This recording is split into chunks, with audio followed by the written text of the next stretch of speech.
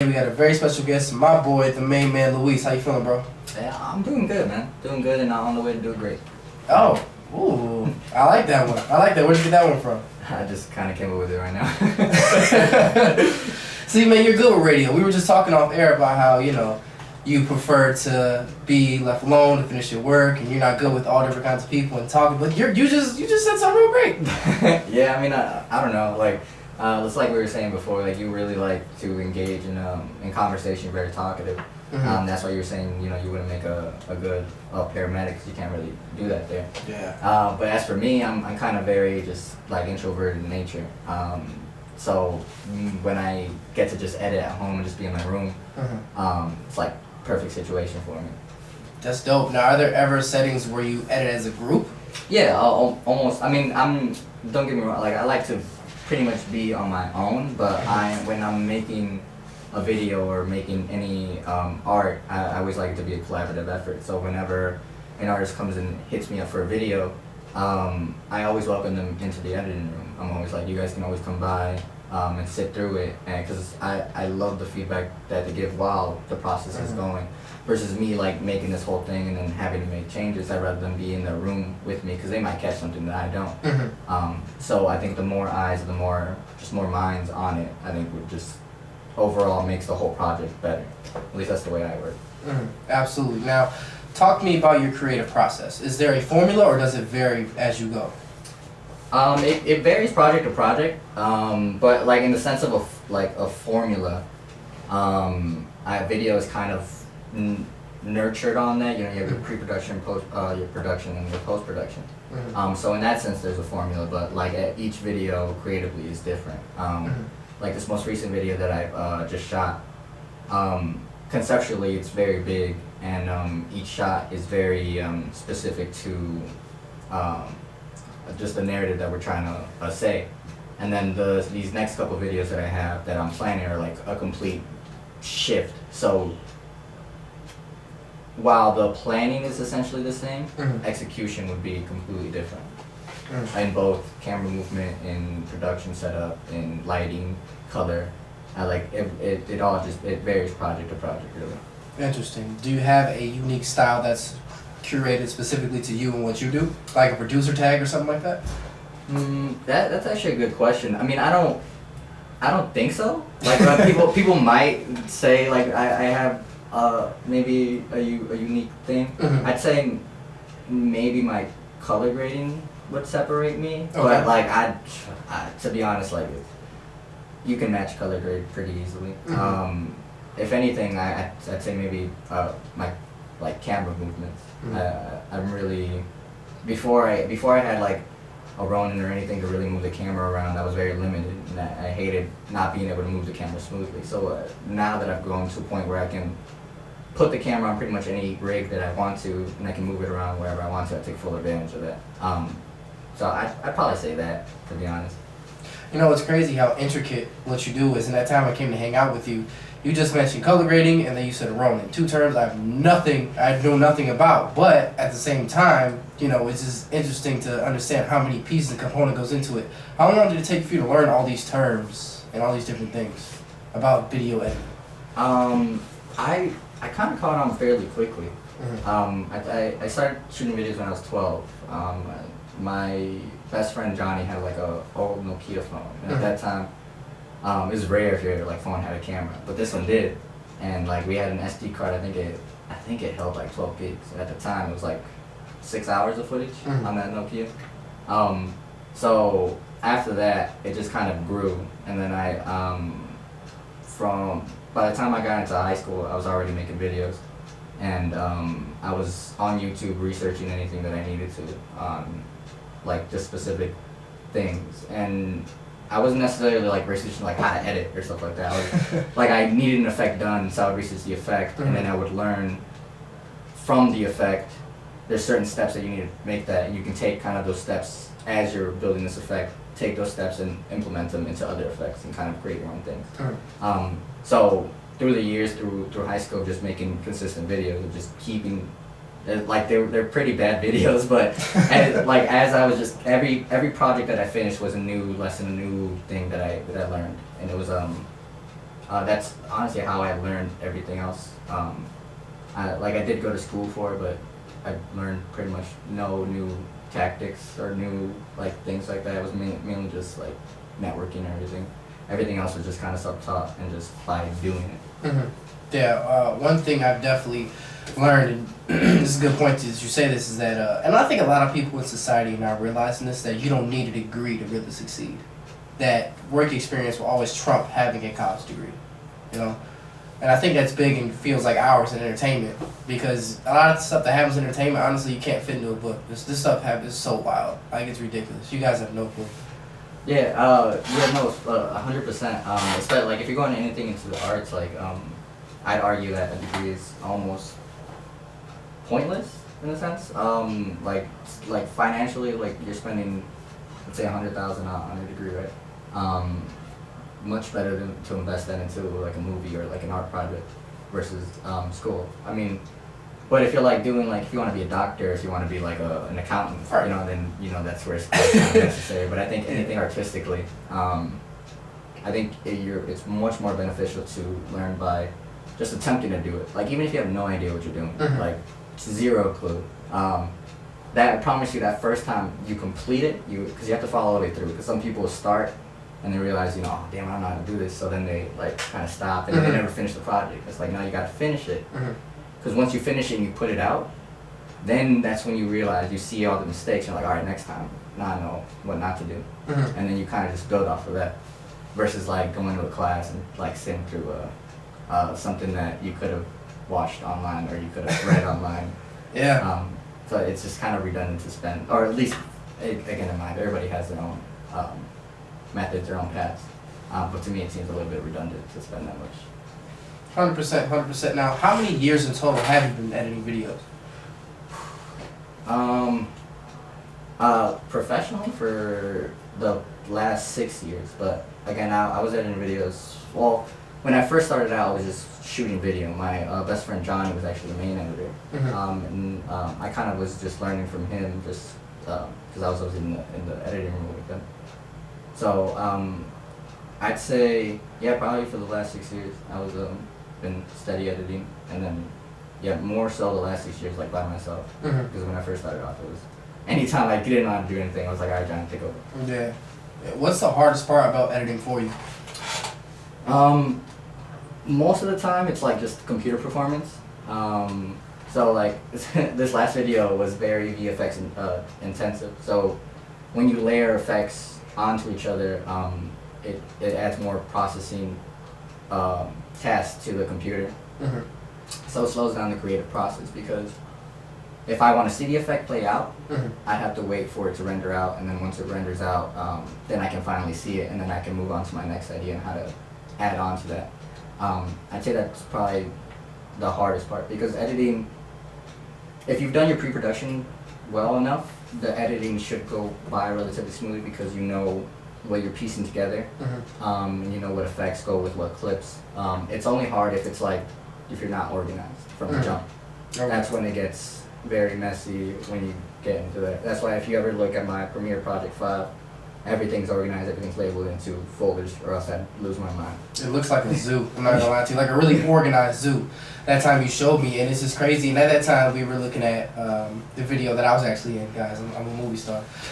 The video you shot for Annalise and Maxine, which great job, by the way, bro. That video was absolutely fire. That I just, by looking at all the technology that you had, and I have Adobe too. I have Adobe Audition, I have Adobe Premiere, and I forget what kind of Adobe you have. I think you have all the Adobes. So for me to actually see what you were doing, and I felt like a kid, you know, because there's so many steps behind it. And it's also interesting to me is that you also built your own computer. Yeah, I did. It's kind of my other hobby. I kind of, the thing about video editing is a lot of it, like computers in general, are kind of really tied to editing. Mhm. So when I was like, I need a computer to edit, I was looking online, you know, you get your spec parts and all that stuff. And, you know, you try to fit the stuff within your budget. But around the time I was really into, I'm a really big gamer. Mm-hmm. So I made the switch from like console to PC, I think 5 years ago. Mm-hmm. So when I was building my gaming PC, I basically just fitted the specs to also edit. But no, I've always loved just computers in general. I think if I wasn't doing video, I'd probably be like some IT guy in like a building.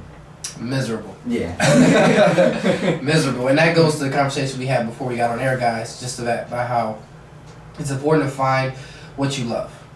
That's like the main thing. Like my initial career path as a firefighter paramedic, it's a great job. You know, it's for a chosen few, but I'd be miserable. I couldn't really express myself the way I wanted to. I couldn't, you know, I wasn't able to do this. And I think that's key. So did you have a backup plan, or did you fall in love with this right when you started? I fell in love with this pretty much right from the jump. I think I knew I wanted to do this full time, like professionally, when I was a junior in high school. Because I think my freshman or sophomore year, I was like, yeah, I'm gonna do like computer engineering and IT. But then my junior year is really when I was like, that's not what I want to do. Like I was picking that career because it was a safe, stable income that probably would have came from that. But I knew like if I woke up in the morning, I want to be like thrilled to go to work. So on a junior year again, I was making videos in high school throughout, and I was like, I always loved doing that. So that's when I decided I was like, yeah, this is what I want to do. I was always happy making videos. Now, what exactly is your title? Because you do so many different things, and a lot of times we edit videos. There's always video editor, videographer. Like, what exactly is your title? I would just say like director, cinematographer. But I do hold a lot of hats. Like if I were to actually list like the credits out on like a music video, I'd be a lot of those credits. Like you producer, writer, editor, VFX artist, colorist, cinematographer, director, grip. Like pretty much every single title. But I just keep it short to director and cinematographer. Just because one redundancies, but for me, like video making is very collaborative.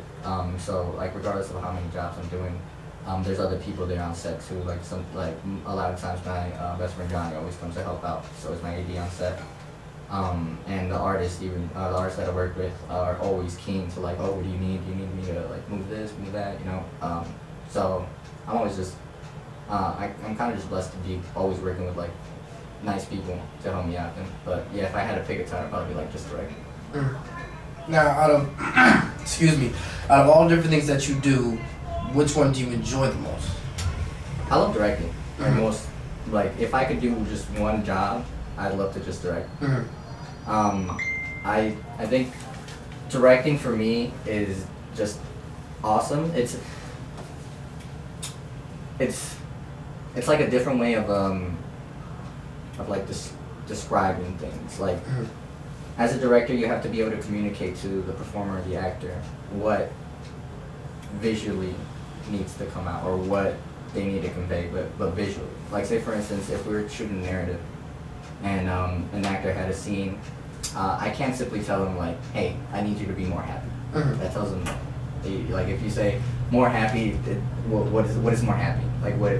So instead of saying being more happy, I would say like if they wanted to be more happy with the response, I'd be like you're relieved of what he said, or like I basically keep them in character. I remember one time we were acting. It was like an argument, and like I wasn't really getting like I didn't really feel or believe the actors when they were doing it. So I called one of them over, and I was just like, are you gonna let him talk to you like that? After all he did, and I explained like like what the characters were doing, like you gonna let him talk to you like that? Like no, don't, like whatever he says, no, go against it. Like 100%, like you are right in this situation, going and like that. I can't just be more angry, So that's nice. So that's what I love about directing is just kind of getting actors to visually convey the story. I think that's awesome. And if I could just focus on that, that's just one of my favorite parts of the production. That was super cool. See, I love little stuff like that make all the things connect. So instead of directly just telling them how you want them to feel, you find a roundabout way to talk to them in a human way. Yeah. That's super cool. Where'd you learn that one from? That one I actually read in a book. So in college I didn't really buy any books because fucking expensive, and sorry about that. But yeah, they were really expensive, so so I didn't buy any books. But this one book I did. I don't know if I might have just like taken it from the library, or maybe I don't know. I might have borrowed it for someone, but I was sitting there and I read a chapter from it, and it had just kind of that point or that time of like to keep that mentality like that. Gotcha. I completely understand. So now, what are your long-term goals for this? Long-term goals is like I want to. I mean, eventually I'd love to like direct my feature, just make my feature film, which like I'm currently writing. But I think overall goal is just to establish like a media company in the sorts. I would love to just create for a living, whether it's like a show, a web series, a music video, just constantly creating, just like overseeing all of that. Interesting. Now, has what you wanted changed since you started doing this? Kind of. I think originally I just wanted to be on set. Like I was like, whatever job I can get, if I can carry cables for a television show, like that's awesome. I feel how you feel, yeah. But I think as I started doing it more, I realized that that's not all I want. Like I wanted more. I wanted not to just be the guy carrying cables. I wanted to conceptualize and actually bring like a vision to life, because that's really where I get the enjoyment of this. It's like I come up with an idea, it's in my head, because when I come up with a video idea or any type of video, I play it fully in my head. Like it plays like like what you see on the screen. I see it in my head, and then I write down each scene that I see in my head, and then I figure out how to make it into reality. And then when I edit it and finally stitch everything together with all the effects, all the cleanup and everything, and it comes out as a video file, and I look at it, that like feeling that you took something from your head, manifested and created it into reality is like one of the best feelings for me. And that's the reason why I do what I do. Interesting. That's, that leads you to my next question. What is the hardest part to you about being a creative? One of my main things is lack of income. There's definitely one major thing to fear is that you have your income is always going to be unstable. Whether you draw, you make art, you paint, you rap, you sing, you're on the radio, you direct videos, you do whatever. It's so varied. But it's always been a thing that's been such a challenge to me. Yeah, I think you do have a point there. Yeah, with artists and just art in general, income is very sporadic. But a teacher once told me, a professor once told me that jobs will come, the income will come. But I've never really been too worried about the income because again, I've always been able to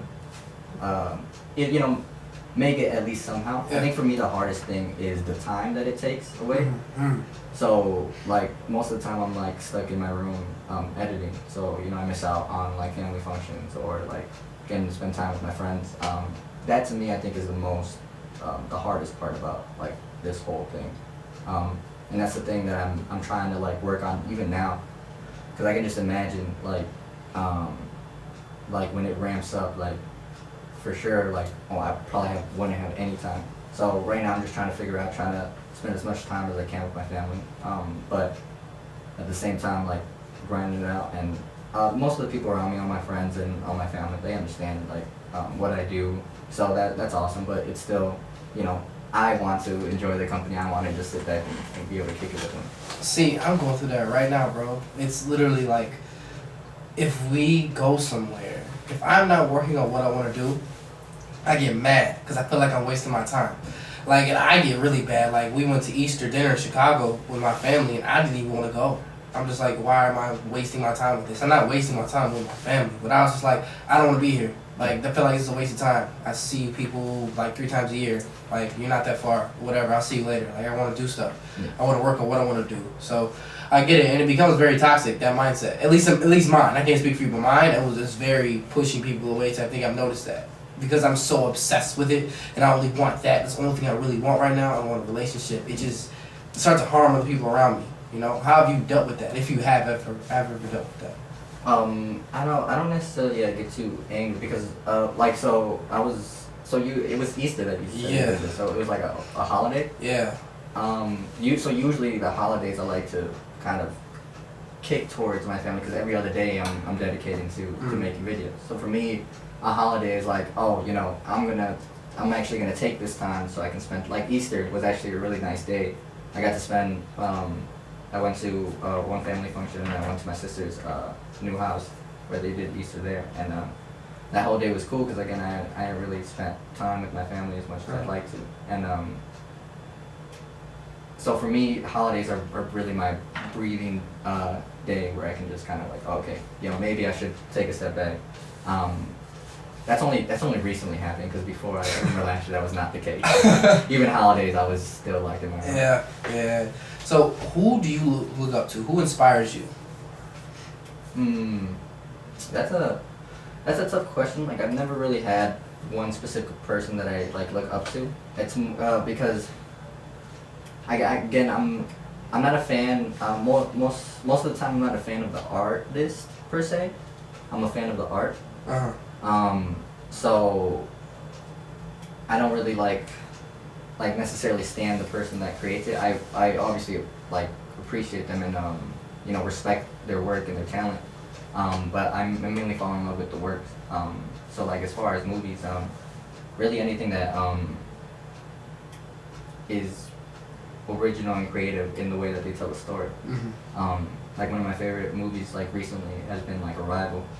I've always loved Christopher Nolan's films, and like music video wise, like it's kind of hard to narrow it down, but there's like a lot of creatives out there. I like Chase. Chase does a really good job. Yeah. He did a really good job on that YNW Melly and Mixed Personalities. Yeah. YNW Melly and Kanye West video. Yes. That was crazy. It's very interactive. A person I'm a big fan of, and I understand this is he does everything, but Donald Glover. Oh, big fan of Donald. Woo! Yes, I love Donald Glover. What? He was not only like done well in acting, but in several avenues. And that's kind of goals to me, like, to be honest. Like, yeah. I would love to be like a Donald Glover type-esque, but as Luis Rivera, obviously. Absolutely, guys. All right, special guest Luis Rivera, and today, guys, we're going to try something new. Now, normally when I have an interview, typically I interview him for the whole hour, but today we're going to do a different segment. It's going to call What Do You Bring to the Table?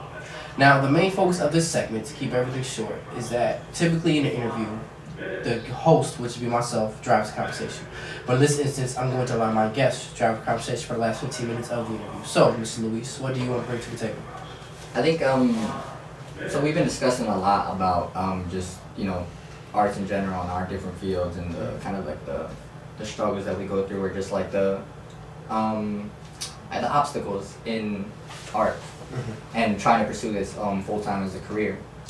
So I thought it would be cool if we kind of discussed like just the topic of risk, because I think risk is involved a lot in the artistic process. I think for me they go pretty much hand in hand. So I guess my question to you is like, what would you? I guess one of the first questions is like, how would you define risk? Okay. Risk is anything that could put in my definition, anything that could put what you already have established at harm. Risk, and each risk is relative to each person.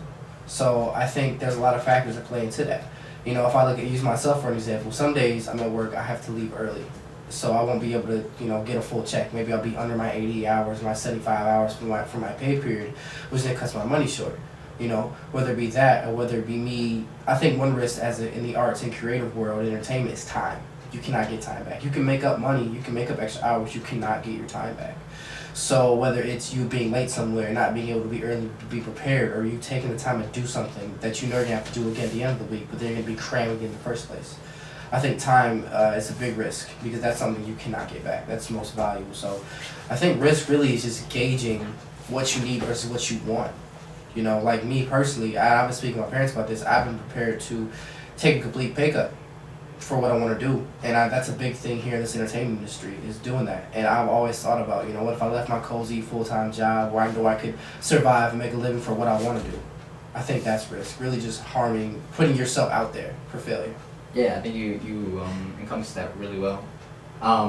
So would you categorize yourself as like a risk taker? I do. At first, I wasn't when I was younger. Definitely wasn't. I was very stuck in my box of what I wanted to do. But overall, now I'm definitely a risk taker. Why do you think you're a risk taker? I think that because without risk, and big shout out to Pierce, my co-host not here today. He really drained this in my brain that without risk, there is no reward, man. To really get what you want out of life, you have to step outside your comfort zone. You have to really be willing to put your neck out there to really survive. And if you stick inside your bubble of life, whatever you're gonna be doing, you're not gonna grow. And if you're not growing, you're molding. Yeah, I think anybody that's like played poker, like Hold'em, Okay. I think understands that concept because if you're playing like poker and you're trying to beat everybody out, get the most chips, playing passive isn't going to get you more chips. Like if you're gonna get lucky, you're gonna get a nice hand every so often. But even so, like someone who's willing to take a bigger risk than you, someone's willing to like, all right, like I'm gonna bet my whole pot to bluff you out. The lucky cards mean nothing at that point. That's essentially how you get more chips. You gotta take that risk. You gotta be like, all right, it may not be the best hand dealt, but I'm gonna make the best out of it. Yeah. Do you think there are, or what would you categorize as the main advantages of taking risks? The main advantages of taking the risk is that if you take the risk and it works out great, your confidence goes up because then you know that you can do something that you may have thought you couldn't have. Because a lot of times when we take risks, it's outside of our comfort zone. I think that's one thing everyone has to understand is that if it wasn't a risk, if it's inside your comfort zone, you normally do. It's not a risk to you because you know you can handle it. A risk is typically something that you do you normally don't. So if you do that, not only is your confidence going to go up, you're also going to educate yourself more. You're going to learn more about yourself, which is most important. You learn more about what you want to do, different things in life. I think that's a big thing too. Can you do you know specifically what risks you've taken? Definitely. One risk I taken was buying my camera. That camera was $600. That itself, and to me, that's probably the biggest expense I've ever made. And realizing the difference between making a purchase and making an investment. That camera isn't a purchase. That's an investment. That's something I'm gonna have for years and years and years on end. Another risk I took was taking this job here on the air, or better yet, last semester. When I was in college. So I started this show in September-ish of 2018. At the time, I was finishing up my degree also in that semester. So, excuse me, not only am I a part-time college student, I still have this radio show, which takes a lot of work, and I'm still working a full-time job. So you put all those three things together in one. Last semester was so hectic for me, man. Because taking this radio show, honestly, is more work than anything. You have to prepare topics, you have to prepare music, you have to research what you want to talk about. Do you really do your due diligence, talking to people, scheduling interviews, finding a camera to record it, actually recording these things, what you want to discuss about. There's a lot that goes into it, and it's really hard. So there was that, along with the fact obviously I was a student, and being a student goes pretty self-explanatory. While working a full-time job, having to get up and be at work at 7:30 to 5:30 every day, working every other weekend, finding time to really edit and curate your videos like you want to, sending out the links. That was the biggest risk I took. What about you? I've taken a lot of risks while doing this, doing what I do.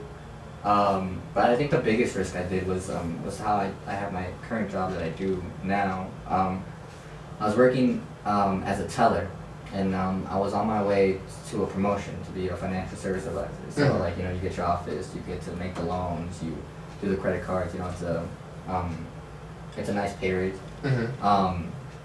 But again, it wasn't what I wanted to do.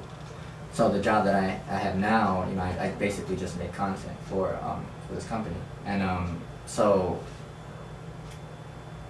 I had to basically make a choice because when I was I was already in training for the promotion when I got this job offer for this current company that I'm working for, and they didn't give me the job. They said, we're going to give you 30 days to, test you out. If we like what you do, we'll hire you on, but if not, out the door.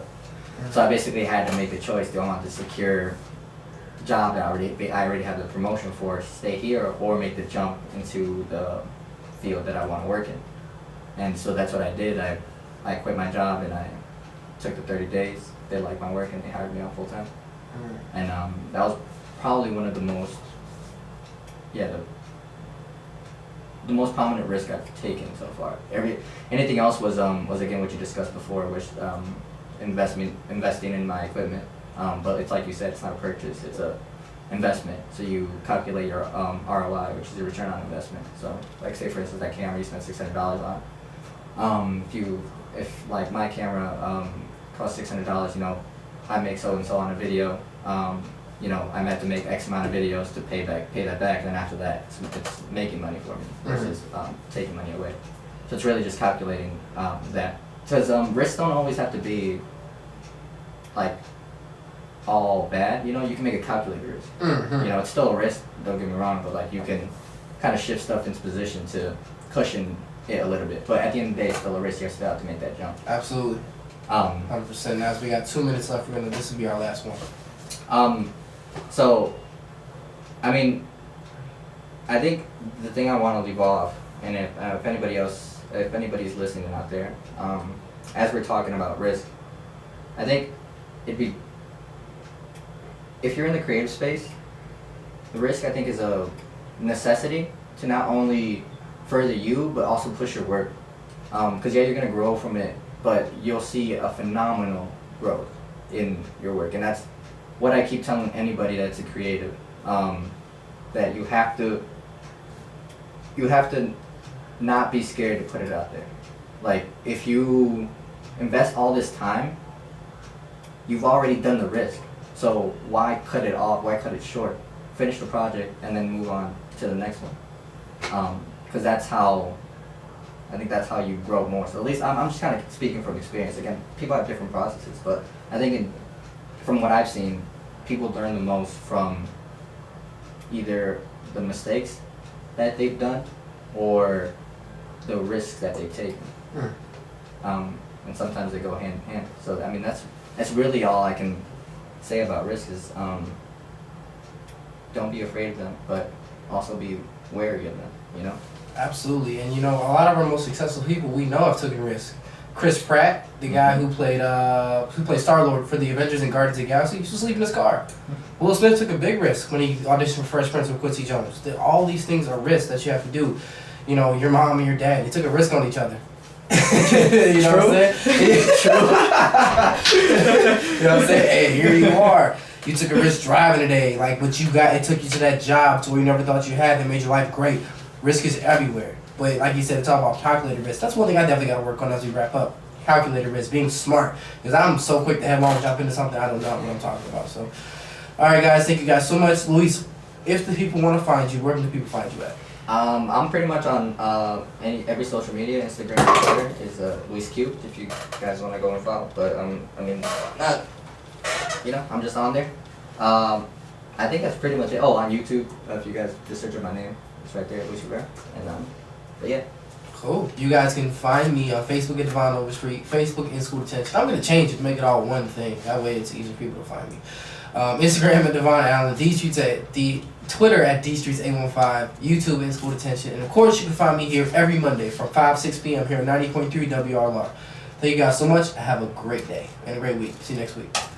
We went to the break. We briefly talked about inspirations that we like, and we brought up Donald Glover.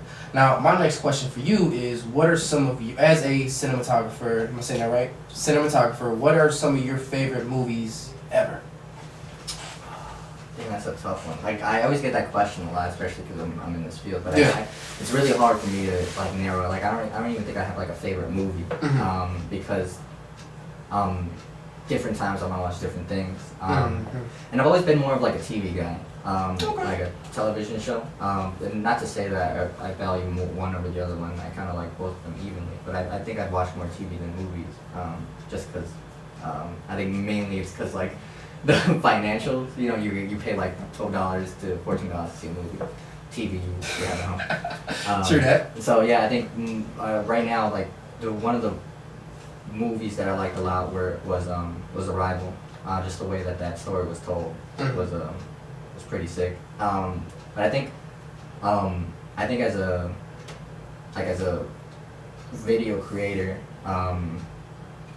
Get Out was like phenomenal in the sense of the way it was shot, and two, just the way the story was told and how subtly it was told. I think I think it was just a great project in a sense, and that's why Jordan Peele, when that movie came out, became automatically my favorite director. And I still haven't gotten to see Us, which I need to get on that. It's just it's so busy. Yeah, no, I understand. I've seen Us. Phenomenal. Yeah. One thing that really I like about a movie, I'm a big action fan. Always will be. So movies like Sucker Punch. What was the movie with they curved the bullets? So that Wanted. Wanted. Wanted. Yeah. I love that movie. Yes. Just based off action, like the plot. I've watched it like 3 times. The plot is To me, it's okay. Yeah. It's not trash, but curve the bullets. Oh, it's amazing. That concept was crazy. That is nuts. Yeah. Oh my god, that's like one of the kind, innovative stuff right there. And it even came out with a video game after. That's how you know you're really popping. If you can get you like a video game or like a snack after you're popping, man. So there's that. My favorite movie of all time. Well, this is when I was a kid. I've changed now as well. Remember the movie Spirit? Stallion and Cimarron, the horse. I don't think I have. Wait. Oh yeah, I know. What you're Yeah, I used to love the movies as a kid. I'm not gonna lie. Yeah, I know, right? It's crazy, but. Action, it's funny, a lot of my favorite, things on television, movies, honestly, it's been anime. Anime storylines are amazing. Like, yeah, I'm a huge lead. Like, I love anime. I think most of the concepts are so out of the box, and that's the reason I love them. Yes. It's because of that. They're just so way out there. I'm like, whoa, this is completely new. Mm-hmm. Like, I don't know if you've ever seen the anime Hunter x Hunter.